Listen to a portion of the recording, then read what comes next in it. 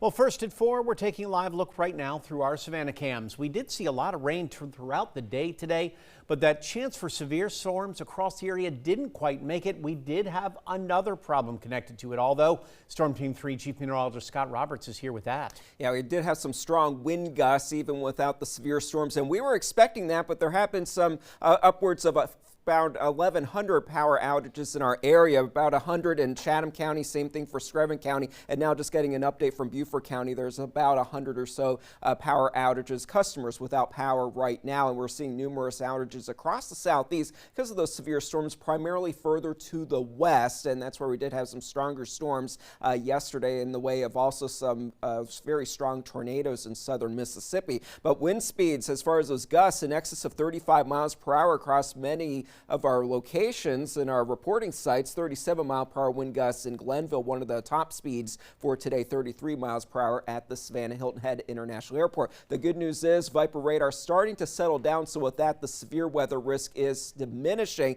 There was a tornado watch for southwest Georgia earlier today, but that has since been able to expire, and overall, we are in store for quieter weather for tonight, but as we head into the weekend, more rain and more thunderstorm activity is on the way. Well, the details on that coming up. Scott, thanks so much. The Georgia Department of Public Health is monitoring 2 Georgia residents who returned home after disembarking from the MV Hantavirus. That's the cruise ship at the center of the Hantavirus outbreak. We're told the individuals are in good health and show no signs of infection. That's great news. Hantavirus is now in studio with what exactly this virus is and if there should be some cause for some concern.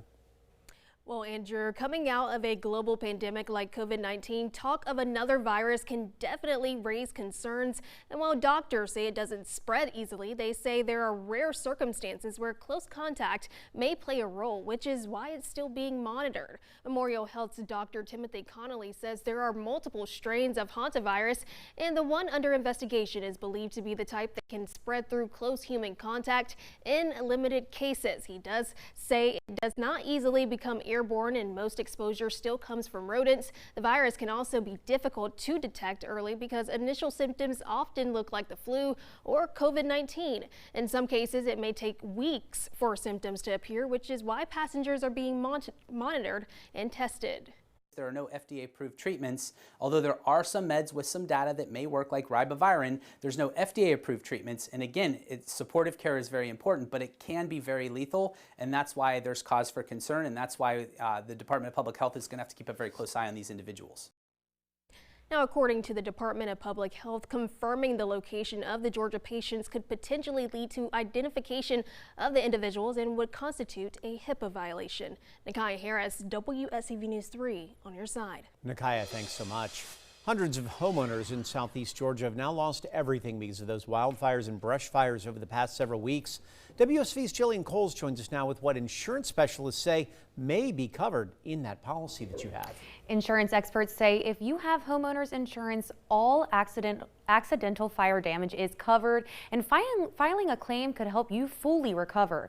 He says many fire victims are facing damage requiring a total loss claim. That claim is when the cost of the repairs are close or exceed policy limits. Other than the cost to rebuild, this could help cover the items that were inside or used to care for the home, like lawnmowers. It also can help with expenses needed for a hotel or another living situation for 1 to 2 years. For those who only have a portion of your home damaged, Matt Hall with Beach Insurance Group says documentation is essential to help replace those valuables. If you're trying to get out ahead of stuff and remove debris and stuff like that yourself, I would make sure you're documenting all that, taking photos, because the insurance company wants to see what was destroyed. Now, Hall says once you receive your claim or check, be careful of who you hire to help rebuild. He says never hand that money to anyone until that rebuild job is done. Jillian Coles, WSAV News 3, on your side. Jillian, thanks so much. A Chatham County woman's been sentenced to 7 years in federal prison after admitting she set a fire that injured 4 people. Prosecutors say Tagamika Mumford was caught on security video setting fire to a boarding house back in October of 2024. Up to 25 tenants were inside. Thankfully, all the injuries suffered were minor. We're told during the evacuation, Mumford actually stood outside, flicking a lighter, and yelled that the house was evil. She later told investigators she was angry with everybody in that house. Mumford entered a guilty plea to arson, resulting in personal injury. And as we prepare to celebrate the mothers in our lives this weekend, we also want to acknowledge the often silent struggles those women face every day. WFC's Sarah Smith had an open conversation with two perinatal mental health experts. They're advocating for community understanding and support. Data shows that the mental health of mothers in the United States over the last decade has worsened. 62% report they have fair to poor mental health, and experts say social stigma is a barrier. It's the fear of being judged or treated differently that keeps many moms from opening up about their struggles. This often leads to women isolating themselves. According to the creators of Maternal Mental Health Collective in Savannah, this can not only be dangerous for the mom, but also her entire family, which is why it's essential for mothers to connect with one another and seek professional help if necessary. Finding time to take care of yourself is another barrier. The issue for working moms is really hard to have a child and then have to go back to work so quickly, and then navigating childcare, which is a concern, and going back to work, and people just don't have time, and it becomes a how do I balance all these things? Always ask moms how they're feeling, what do they need, and how can you show up for them? A Nurture community support group meets right here at Tiedemann Park in Savannah every Saturday around noon. For more information, visit our website, WSAV.com. In Savannah, I'm Sarah Smith, WSAV News 3, on your side. Well, one local group that serves the LGBTQ community says it's been seeing an increase in mental health calls and requests for help. WSAV's Tyler Nicole has more. Well, Savannah Pride Center Executive Director Michael Bell attributes the increased need for mental health services for the LGBT community to the election of President Trump. He points to both actions by the administration targeting the community and more general issues that affect everyone, like rising prices. For example, the Trevor Project, a national organization, has seen a 700% increase in calls for depression and suicide crisis. With so much need, the centers offer many different programs to help with all aspects of life.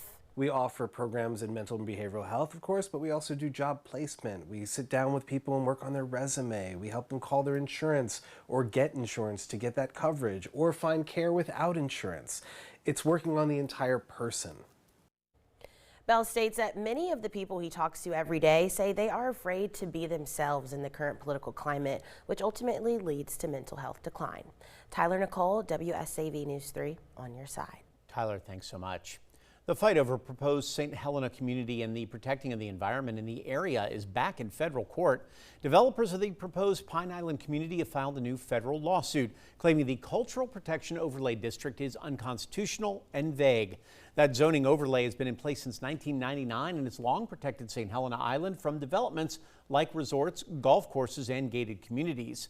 Now developers are trying to break ground on 502 acres, which includes a golf course and limited residence community. And they want to end the CPO because they say the county is enforcing a, quote, race-conscious zoning scheme, which prohibits otherwise productive land uses for the state preservation of the Gullah Geechee people. A federal judge denied developers' last claim back in March. Well, the St. Jude Dream Home in Savannah is ready to open for tours. In fact, the ribbon cutting happening today. WSV's Ben Singer joins us now live from the house with a full preview of the big event. Ben? And it's going to be a party just coming up here in about 45 minutes or so. We're going to cut the ribbon on this year's home. This is one of the showpieces of the home right here. This is the kitchen designed and installed by KDS Kitchen Design Solutions. The man in charge of that is Mark Palmer. Thank you so much for being with us again. This is your, how many years now for y'all? This is our 4th year. 4th year, and I would say your best kitchen yet. You all just keep better and better every year. We just scale up a little bit every year. Yeah. So cool. What can you tell us about sort of some of the attributes of what your team has installed here? We went with a newer design. We went with a newer door style. This skinny shaker door has really become popular in the marketplace now, and you know, gives a little bit more contemporary look. It's in a drift finish, and it's just a great looking kitchen. It's gonna serve the owners well. And what do you think people, you know, this is going to open for tours now this weekend, so people are going to be able to see in person this labor of love for y'all and all the really, I mean, you really kind of need to see it in person to appreciate the quality of it. So what are some of the selling features of a kitchen like this? What are people most excited about? Great layout. You know, anytime you have an island in the center of the room like this, it gives you a place you can entertain with your entire family. One of our missions is create great memories in the kitchen. This is a place to do it. You know, it's the room you use the most. So that's a great piece of this. great appliances, great coffee maker over there on the other end. I'm going to brag about the appliances too, but the design itself with the hood, with the addition of that, we've got a full overlay door profile here, that newer door, the drawers, the pullouts. We've got a lot of accessories in the product, so it really shows well, and it's going to be a really, really great usable kitchen for the new owners. Yeah, you can fit a ton of stuff in here. And color-wise, is this sort of what we're seeing trend-wise? It's not. We're going away from the gray, and we're kind of getting a little warmer, I think. We are. We're seeing a lot of wood tones now, and a lot of changes in what we see as far as the different colors. We've got a painted hood. We've got the wood tone around the hood, but we're seeing a lot of lighter to medium wood tones that come in really, really popular now. And what would be sort of I just want people to get a sense of the value they're getting. This is a $100 ticket. You can scan that QR code right now. And obviously, you all are doing this at an extreme discount because of your love for St. Jude. But what is the value, the commercial value of a kitchen like this? This is probably up to the $25,000 plus range if we were to sell this to an owner. You know, maybe into the $30,000 range. I should have checked that. You should have asked me. Right? Okay. It might actually be $40,000. Right. I don't want to misquote, but it's up there. And this is the biggest scale one we've done. Every year we scale it up a little bit. The partnership with Landmark has been absolutely incredible. And every year they say, hey, can we do this? And we're not going to say no. This is such a great thing to do for the St. Jude's, and it raises so much money. And the Landmark folks have done an amazing job, so we just want to be a part of it. Well, we're glad you're back again this year. Now, KDS is expanding. We are. So your new showroom is not open yet, but if folks want to seek you out so that they can have a kitchen just like this, how do they find you? The new showroom's open. So it's open. Okay, you just haven't done the grand opening yet. Right, we haven't done the grand opening yet, so we're having kind of a soft opening in June, but the showroom is completely open. We're on Thunderbird Drive over in Richmond Hill. It is one of the most fantastic showrooms you could ever see. There's nothing like it on the entire East Coast, so it's really a place to stop in and really take a look at all the different displays that are available. We've got a great team there willing to help and build the kitchen of your dreams, basically. And you can see it in person, pick out all the stuff you want. Absolutely. Okay, thank you so much for being here today and for all that you all have done. Scan that QR code right now to get your $100 ticket before they're gone, and join us coming up at 5 o'clock because we're going to cut the ribbon officially on this year's home. Back to you. Now, Time Saver Traffic, sponsored by Arrowhead Clinic, the accident doctors, where it pays to get well. This evening in our Time Saver traffic report, we are seeing some very slow-moving traffic along I-95 northbound in Pooler. This is the view at Highway 80, so heading toward Pooler Parkway.